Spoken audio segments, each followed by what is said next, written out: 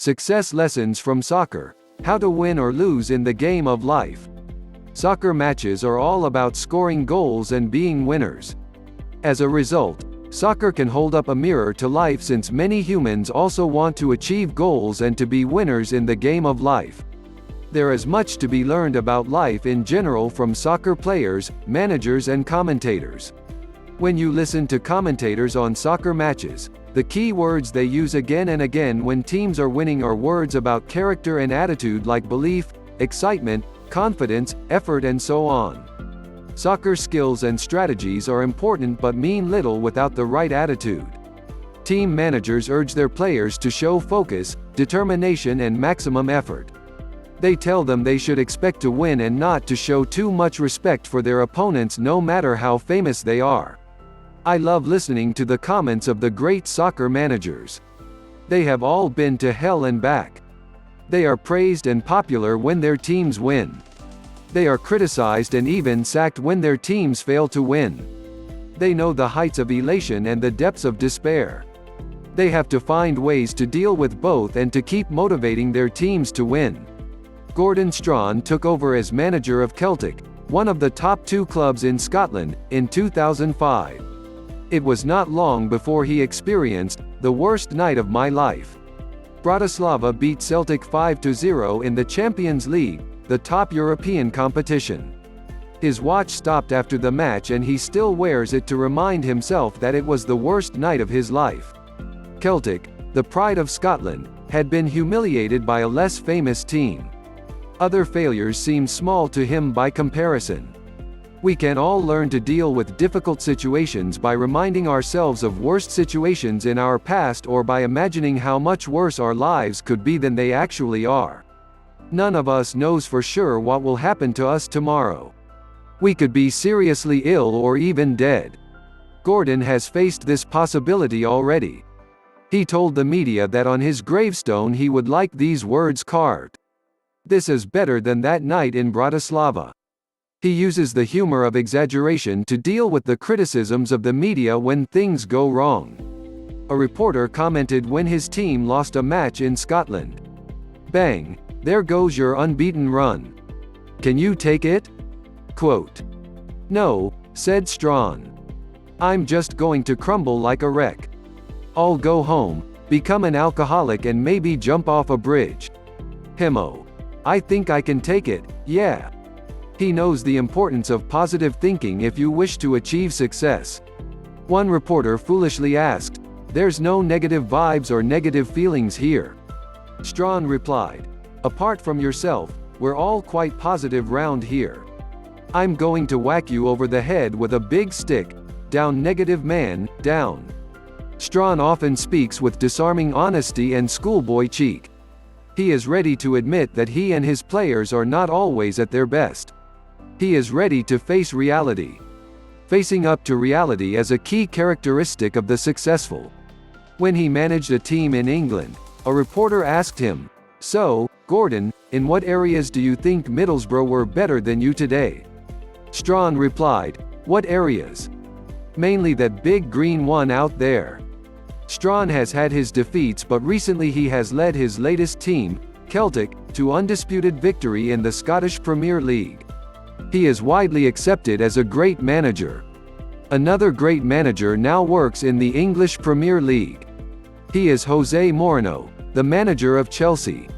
He came to England in June 2004 and soon showed his confidence in himself and his players.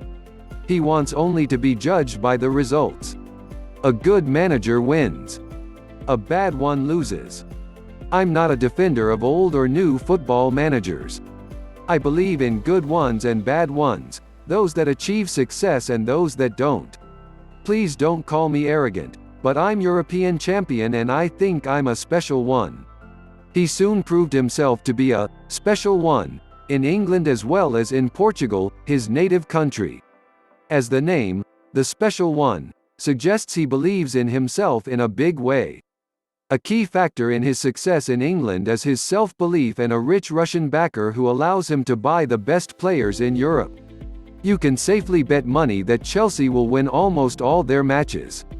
The odds are not great, but you could put £100 on Chelsea to win and make an easy £26 from your bet.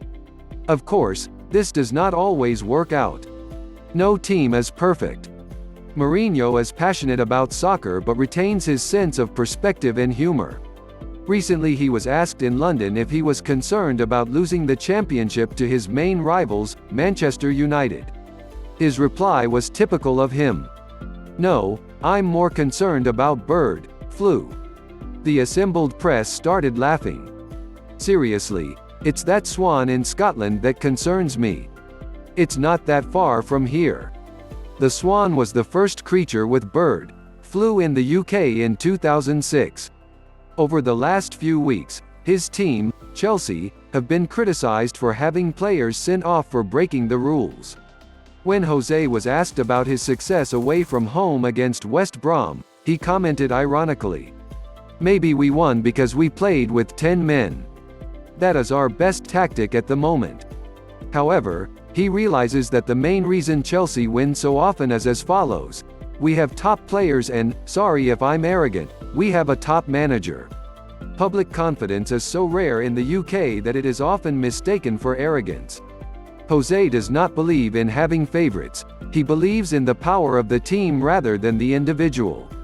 "I don't want special relations with one of them, his players. I hate to speak about individuals.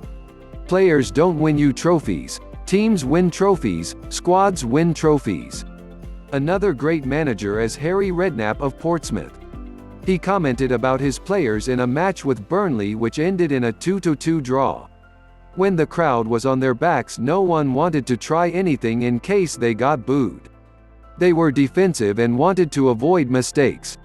Harry understands human psychology. If we are too worried about appearing foolish or making mistakes, we will fail to make things happen and we will not make full use of our abilities. We go into our shells and play safe.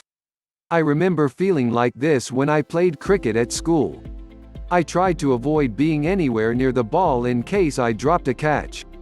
It was many years before I realized that I was quite good at catching. A commentator remarked, "Harry knows how to get his teams going and how to restore their confidence.